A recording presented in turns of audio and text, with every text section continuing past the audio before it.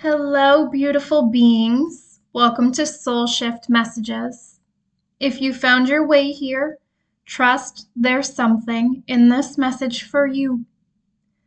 Understand this space is about growth, truth, and transformation.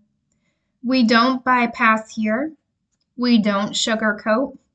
And not every message will feel comfortable, but it will be honest. I speak in flow, and that includes cussing. It's just part of how the messages come through.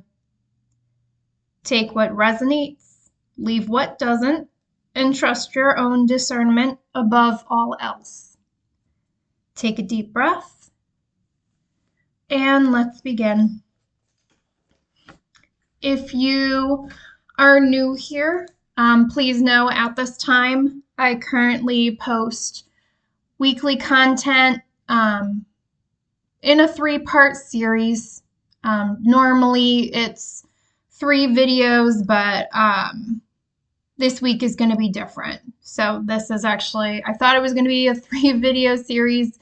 It's going to be a 5 video series, but I'll get into that later. But I am going to stick with the same type of structure. So part 1 focuses on what needs to be revealed. Part 2 focuses on what needs to be understood. And part 3 focuses on what needs to be done. Really focuses on what action needs to be taken in order to embody, the change that the topic really is intended to walk you through.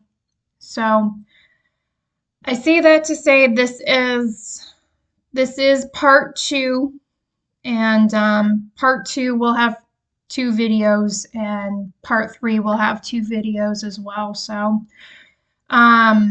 this is the first of the 2 videos, just to be clear. So it'll be a 5-part series. And depending on when you find this video, you will...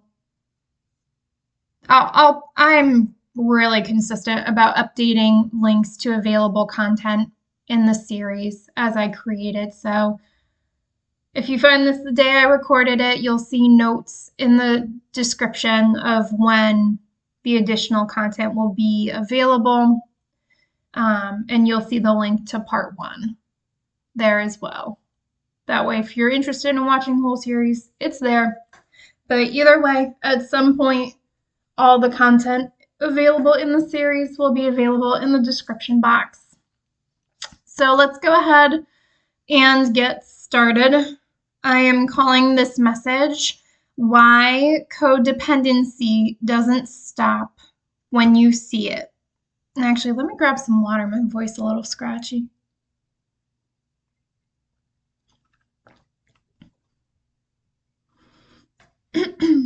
All right, what needs to be understood? Part 1 revealed the architecture of codependency, the illusion that sustains it, the roles and identity fusion that define it, the emotional distortions that justify it, the hidden control inside care, the self-abandonment at its core, and the structural reality that it is not love. It is not love, but a system. Seeing the structure is not enough, though, because codependency does not persist simply because it is hidden. It persists because it is adaptive, active, and operating in real time. Part 2 answers a deeper question. Why does this pattern continue even when you see it? And more importantly, what is actually happening inside you as it operates? This is not just about understanding what codependency is. It's about understanding it as a complete, internal operating system that thinks, feels, interprets, reacts, and maintains itself. I'm here and say that again. This is not just about understanding what codependency is. It's about understanding it as a complete internal operating system that thinks, feels, interprets, reacts, and maintains itself.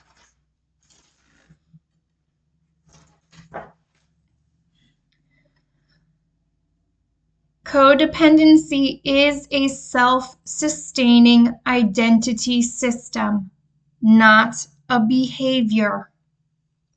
At the highest level, codependency is not something you do. It is something you are organized around.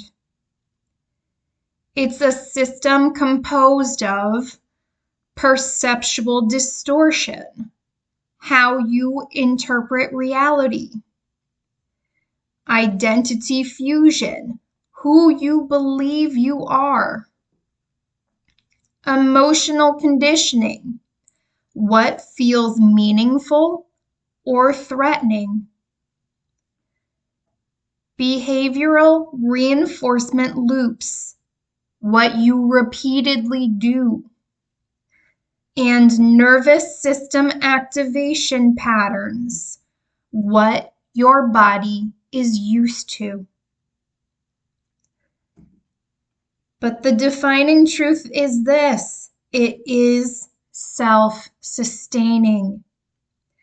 It generates its own thoughts, reinforces its own behaviors, protects itself from disruption, and adapts when challenged. It functions as a closed loop identity ecosystem. I heard say it again. It functions as a closed loop identity ecosystem.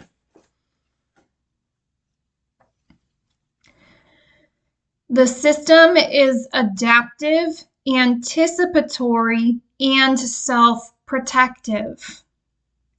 This is not a passive pattern.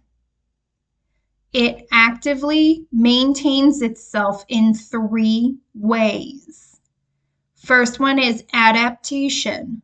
When recognized, it rebrands. So you'll move from control into care, overgiving to support, fixation to concern, self-abandonment to selflessness. Again, that's the rebrand. I'm hearing don't confuse the two. They want me to say it again. Control turns into care. Overgiving turns into support. Fixation turns into concern. Self-abandonment turns into selflessness. That is the adaptation. That is the rebrand. And I'm hearing that is not the actual truth. Don't lie to yourself.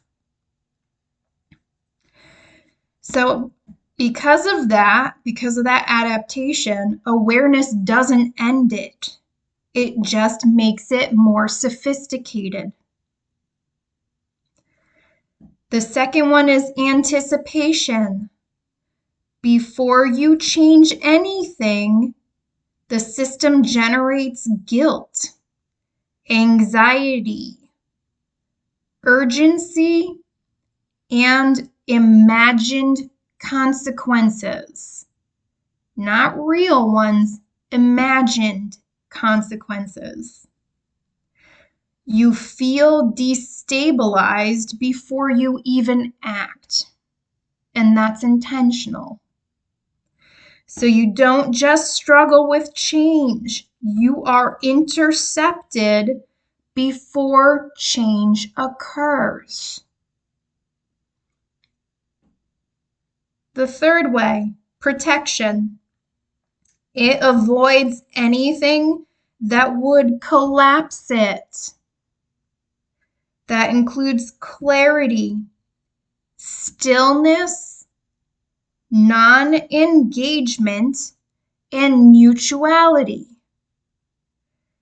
It keeps you inside itself by making alternatives feel unsafe.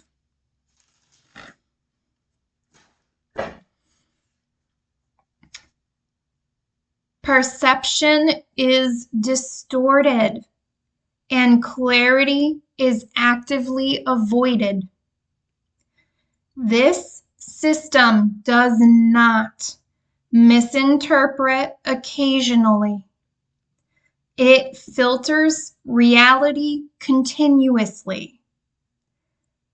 You experience space as abandonment, independence as disconnection, and neutrality as rejection. But the deeper layer is clarity itself is a threat because clarity would reveal imbalance, incompatibility, control, and the need to disengage. So the system creates confusion, adds complexity, and keeps things unresolved. Confusion is not dysfunction. It is protection. It protects the system. It keeps the system in place. That is its goal. Control hidden inside care is a regulation mechanism. What appears as care is often control used to regulate internal instability. And they actually want me to pause before I keep going. Babies, they just want you to listen to this message. They don't want you to feel guilty. They do not want you to judge yourselves. They don't want you to blame yourself. You cannot know. You cannot possibly know what you do not know. They want me to say that again. You cannot know what you are not aware of. So bringing this to your attention opens the pathway for you to start working through this and releasing this. This is really about education and opening your eyes to new possibilities and allowing you to make informed decisions. But this is not to make you feel blame or shame or to beat yourself up. Babies, I can't even begin to tell you how many people function in this and never realize that they're functioning in this. You being here and listening to this is really you showing up and loving yourself the best way you know how to right now. And I want you to really sit in that, and I want you to really embrace that. Okay? Because this is a nasty system. It is a nasty piece of work. But any system can be dismantled. And I'm hearing again, just by being here and listening to this, you are already so far ahead of others. So I'm hearing give yourself credit where credit is due. I've said it before, I'll say it again. When you are going through this process, it is so important to be kind to yourself and loving toward yourself. All right? So let me back that up and start this section over. I didn't get very far. That way you get all the information cohesively. So control hidden inside care is a regulation mechanism. What appears as care is often control used to regulate internal instability. You anticipate needs, fix problems, manage outcomes, and stabilize emotions. But you are not just helping, you are regulating your anxiety, uncertainty, and fear of loss. And this control is internalized as virtue. It feels like love, responsibility, strength, and moral goodness. And beneath that, there can be a subtle moral superiority. This can come across as, I can handle more, I see more clearly, and I'm the stable one. This reinforces both identity and behavior. They want me to call out again, this is a self-sustaining system. Identity fusion is the core binding force. At the center, you are not attached to the person. You are attached to your role within the dynamic. You become the helper, the stabilizer, the needed one, the selfless one. This creates identity dependency. So without the role, you feel undefined, unnecessary, and uncertain. And critically, your needs feel less real than theirs. Not by choice, but because your system automatically prioritizes them over yourself.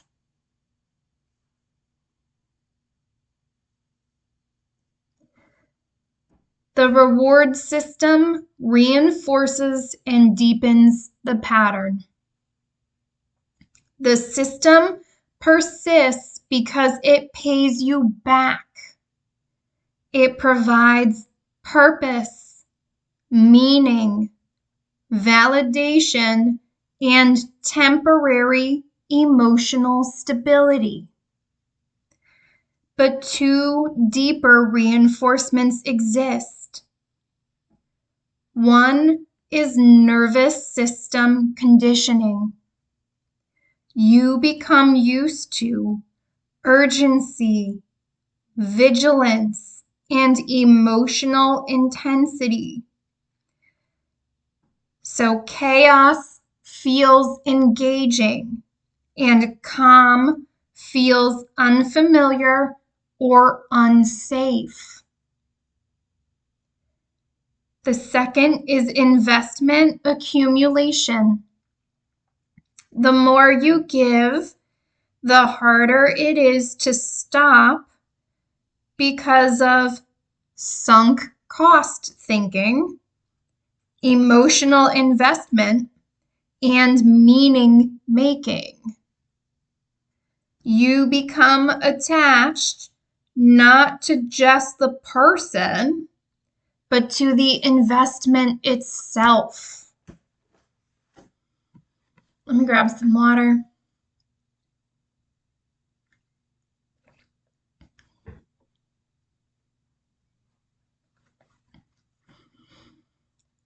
Emotional intensity is misinterpreted as meaning. A core distortion is activation equals significance. So anxiety is interpreted as this matters. Longing becomes this is deep. And instability is distorted into this is important. Calm, stable connection feels flat, less meaningful, and less real in this system.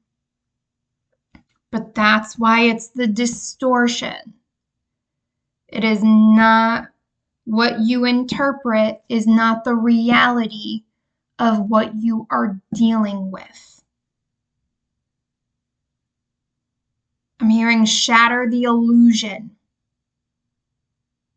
These videos are shattering that illusion for you. Effort replaces discernment, and reciprocity feels unsafe. Instead of asking, is this aligned? The system asks, what more can I do? So effort replaces compatibility and performance replaces truth. And when balance appears, reciprocity feels threatening because it removes your role, your control, and your identity anchor, so you re-enter imbalance. Again, this is a self-sustaining, closed-loop system. It is designed in every way to keep you in the system. And I'm channeling, but that's exactly why you need to get the fuck out. The system operates through micro behaviors. The pattern is not sustained by big decisions. It is sustained by small, repetitive actions. This can look like checking in, over-explaining, anticipating, fixing, and monitoring. Each action reinforces identity, control, attachment, and reward. And simultaneously, the system minimizes progress. It dismisses change and reframes growth as insufficient, really keeping you stuck in that identity.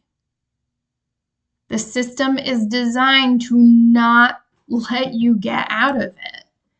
And that does not mean you cannot get out of it. You absolutely can.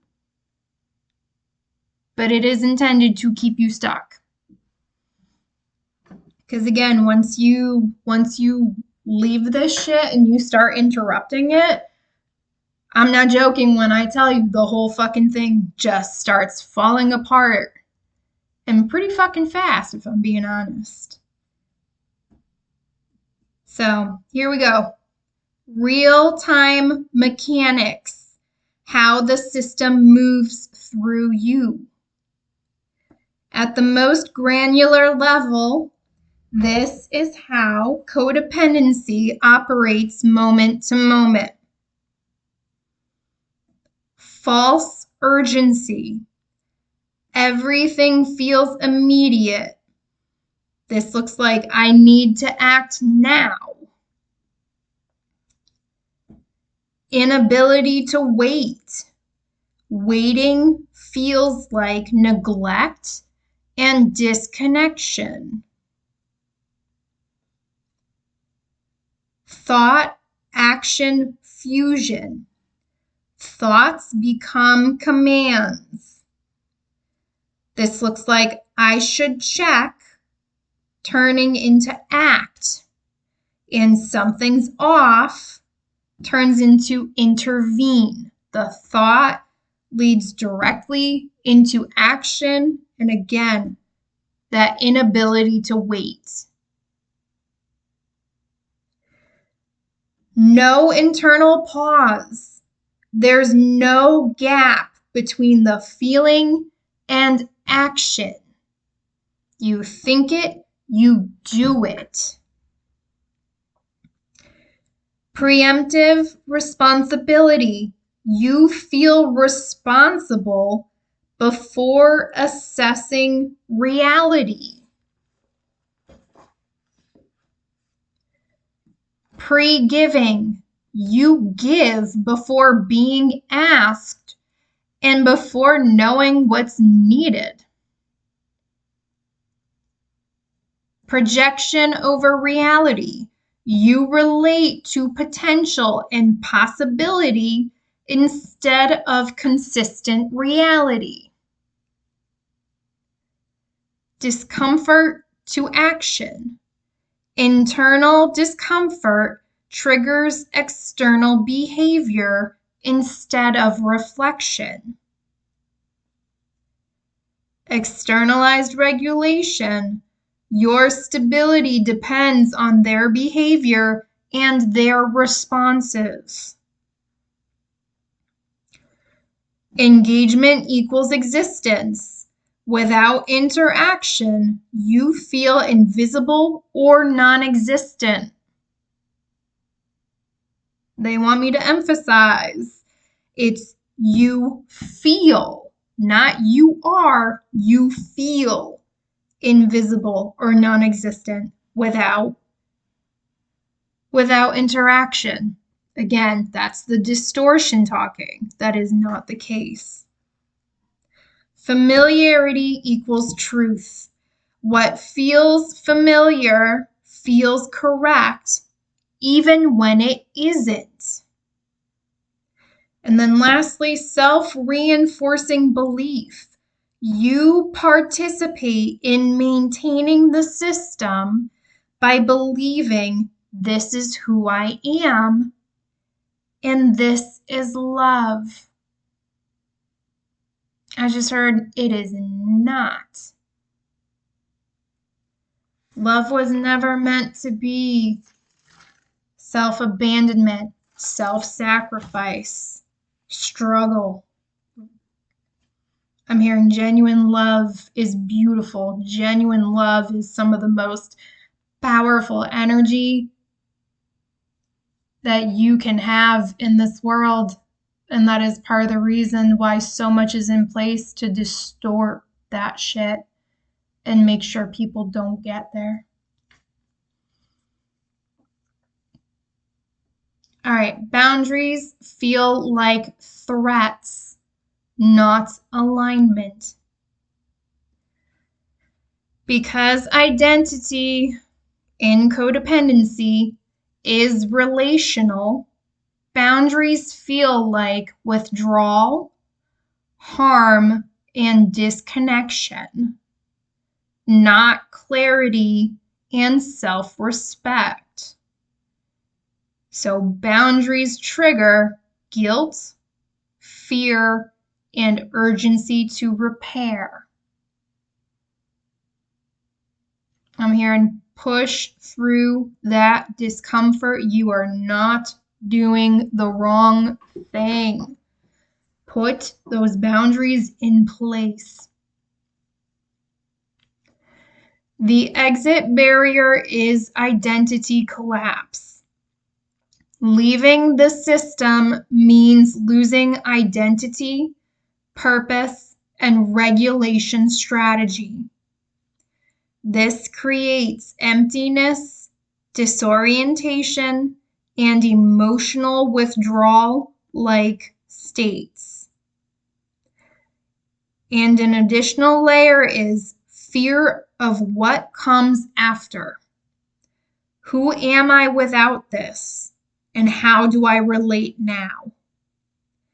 The system resists both change and transformation. And I'm hearing be brave, babies, because what you would leave behind if you left is not actually freedom. It's not actually who you are. I'm hearing if you choose to do this, you will look back one day and realize you lost nothing. That you really lost nothing in the end. I'm going to leave that there. That's between you and whatever you believe in. The system persists because it feels like you. At the deepest level, this pattern does not feel separate. It feels like your thoughts, your instincts, your personality, and your way of loving. But in reality, it is a learned, conditioned, self-reinforcing system. Say it again slowly. But in reality, it is a learned, conditioned, self-reinforcing system. I heard call it by its name. Say what it is. It can't hide when you identify it. All right, the final integrated truth.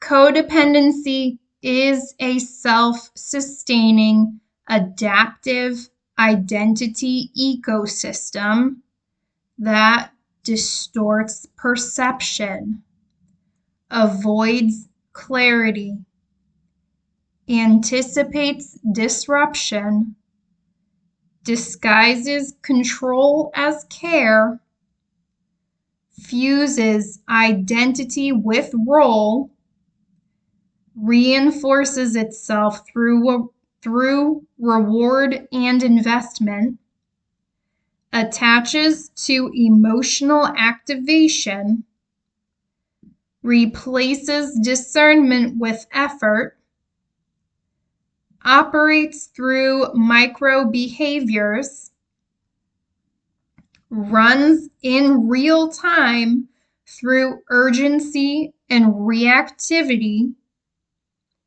externalizes regulation, minimizes progress, and resists both awareness and change.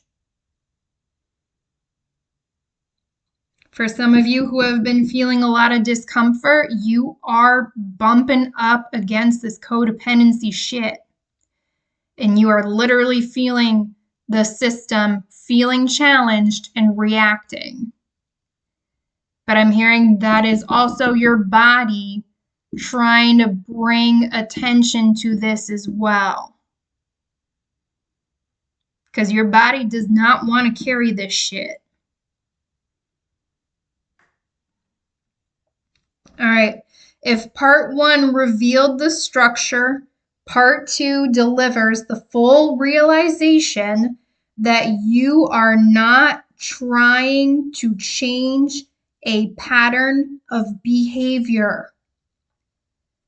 You are dismantling an entire system that has been organizing your identity, perception, emotions, and actions simultaneously.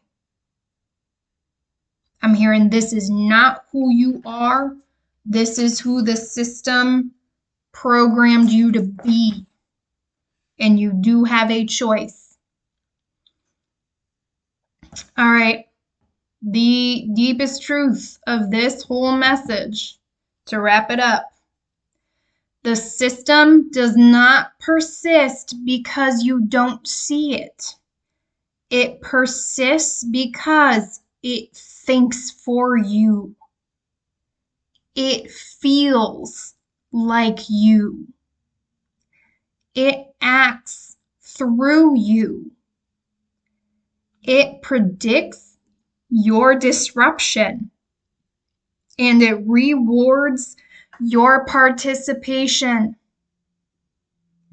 until it is interrupted, not just understood, at every level it operates. There is no moment where it will feel right to leave the pattern, to leave this system. But they want you to know no clarity will come from inside it. No emotional state will confirm the timing. The system ends only when you act outside of it, without certainty, without emotional permission, and without waiting for it to feel safe. Because this is not something you are in. It is something that has been operating as you. Again, this is not something you are in. It is something that has been operating as you.